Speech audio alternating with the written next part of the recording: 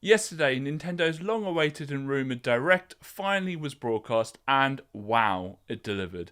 The presentation started pretty slow, with more visuals of Pikmin 4 and a 21st of July release date. Samba de Amigo's newest game, which was leaked hours before the Direct, was shown off with a summer release.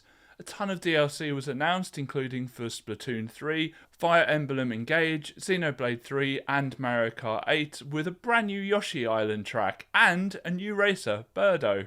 Everything suddenly felt like it was heating up when Level 5 Games, a dev I thought were now focused on mobile gaming, announced Deca Police, a new Fantasy Life and a new Professor Layton game, which is going to be called The New World of Steam. All three games will be a day one pickup this year.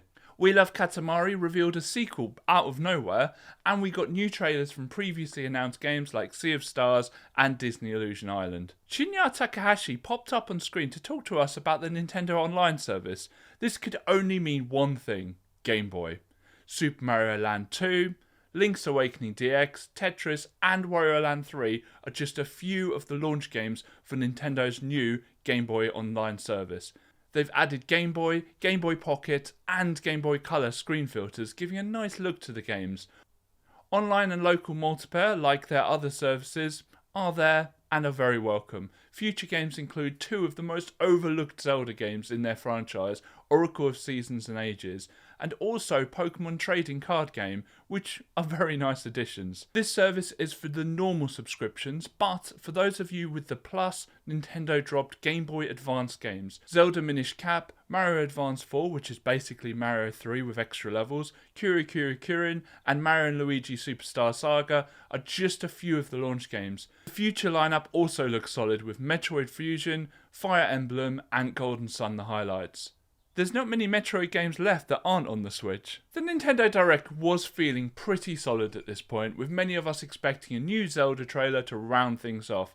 But then looking at the time, we still had quite a bit of the Direct left. What did Nintendo have left to announce? Suddenly, the title card said, "The original Metroid Prime Remastered." Then the familiar music piped through the speakers, with the figure of Samus standing there. This Christmas will finally greet the remastered Metroid Prime game. What? It's releasing now. Nintendo are shadow dropping one of this year's most anticipated titles. How is this possible? The game looks stunning, possibly the best looking game on the system, and given that Retro are also making the fourth iteration in the franchise, things are looking solid for that game as well. And at only $40 or 35 English pounds, this is a steal. Physical copies will release in a few weeks on the 22nd of February. This is quite the treat. The Direct finished off with a new Zelda trailer, which probably raised more questions than it answered. The May 12th release date was confirmed, and the Direct ended with many of us wondering what the heck we just witnessed.